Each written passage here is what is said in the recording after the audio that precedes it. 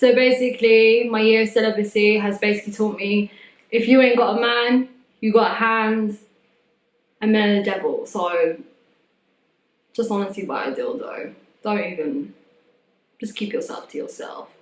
Yeah.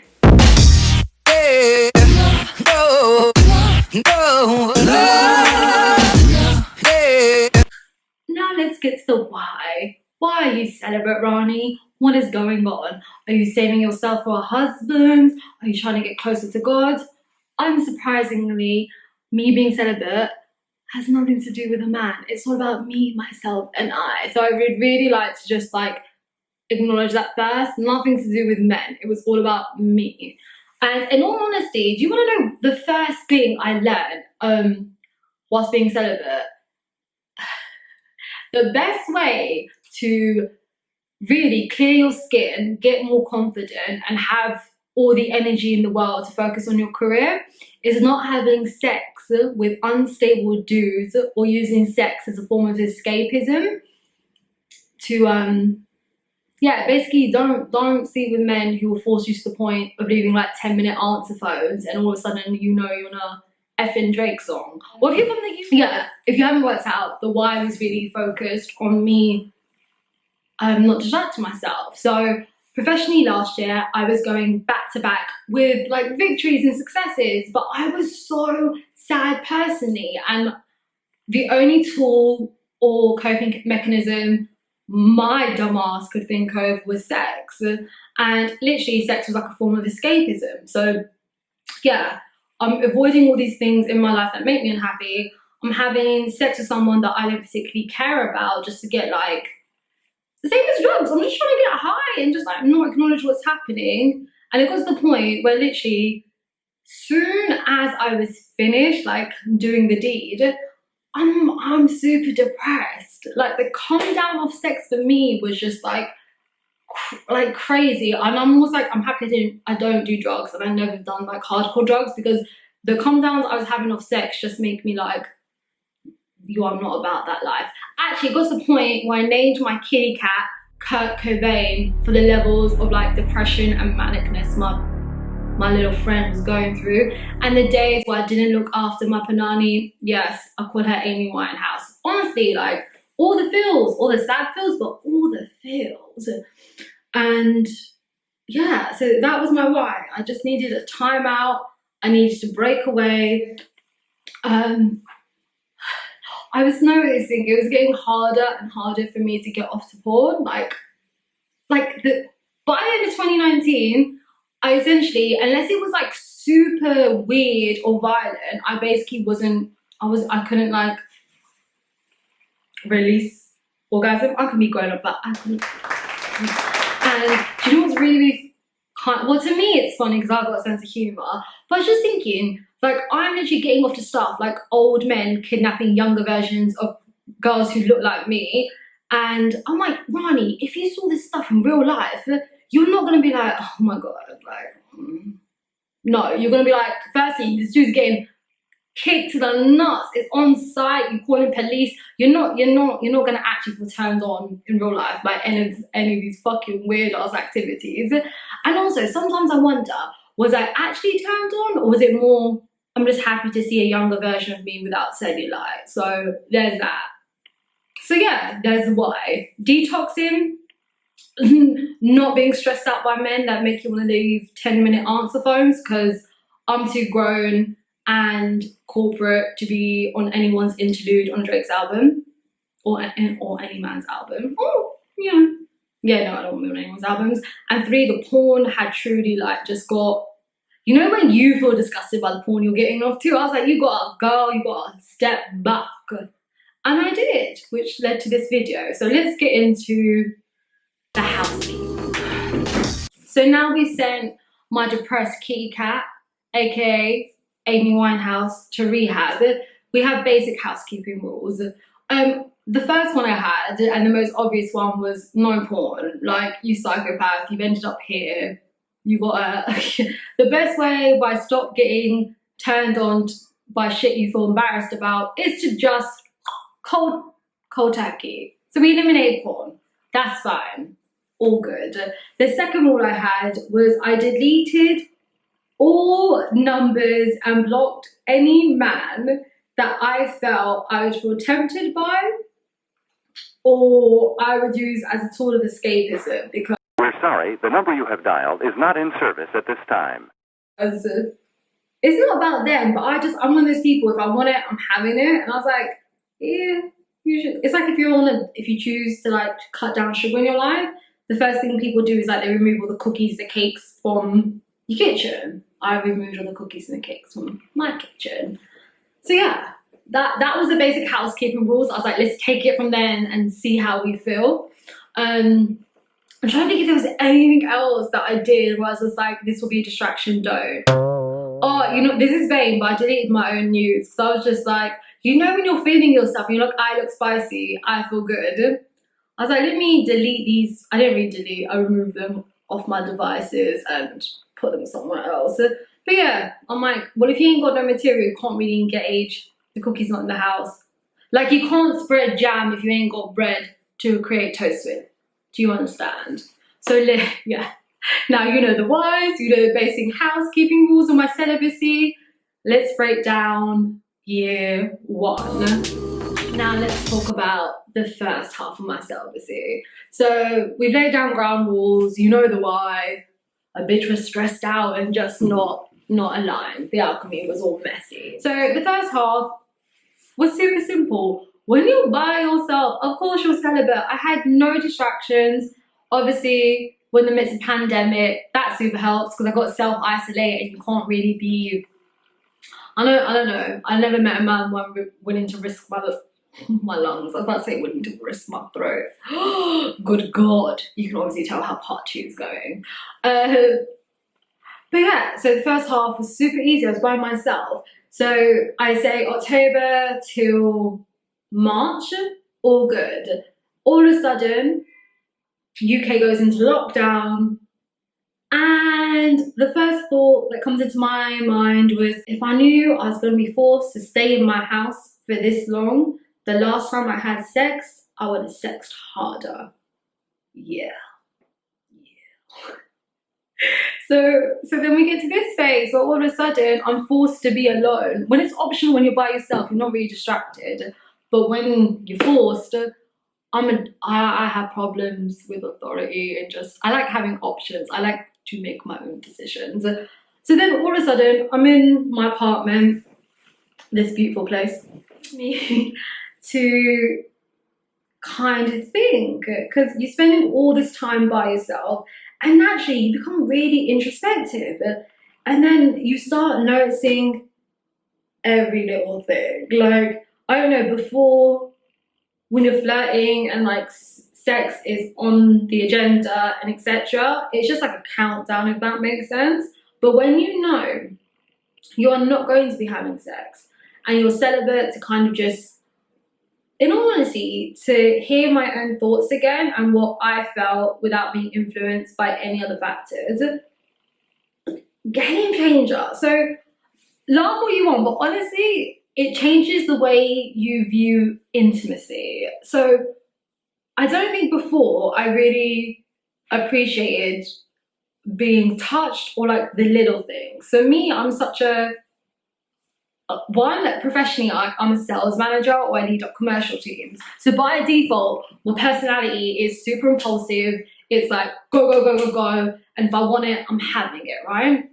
Same applied to my previous attitude towards intimacy. It's really instinctual with me last year. Like if I'm on it, I'm on it, and now we go. There's not, I don't know, it just wasn't anything. And I don't think I really appreciated it. I'm just kind of like, again, because I was having sex for escapism, because I just was avoiding a lot of things. Not in a rude way, but bro, like, you know, in Games of Thrones where the queens will literally use male servants to like reproduce or like birth the new heir. I obviously do not want to be impregnated at all. Like, you keep your babies to yourself. This is prenup, pussy. But yeah, and then what I noticed is over time I'm in lockdown and all of a sudden I appreciate every little sensation against my body. All of a sudden I notice when I'm showering how the water slides down my body. When I'm like moisturizing, I'm noticing how like the touch feels.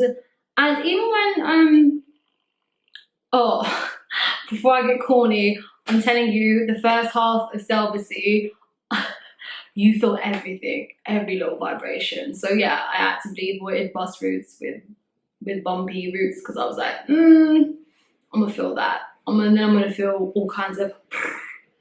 So yeah, you start to notice the sensation of touch, and it kind of realigns you. And also, because I'm detoxing from porn in the first half of it, the things I find attractive and like sexually pleasing are no longer like weirdly violent. All of a sudden I was like, you know what's really, really nice? If actually none of your business what I find really, really nice, but just knowing weren't no like intense old man kidnapping me. Like I detox myself of that. I see you internet trying to be slick. Get to know me differently.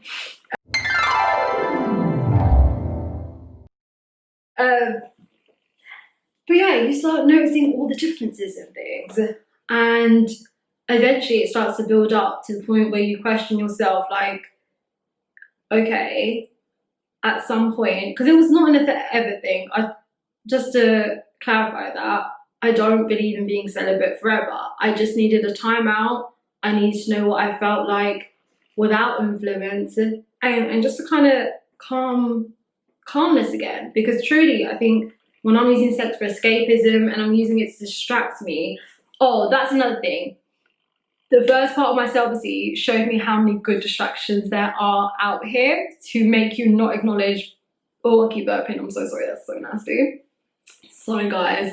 Things you need to do professionally, things maybe you don't want to acknowledge personally.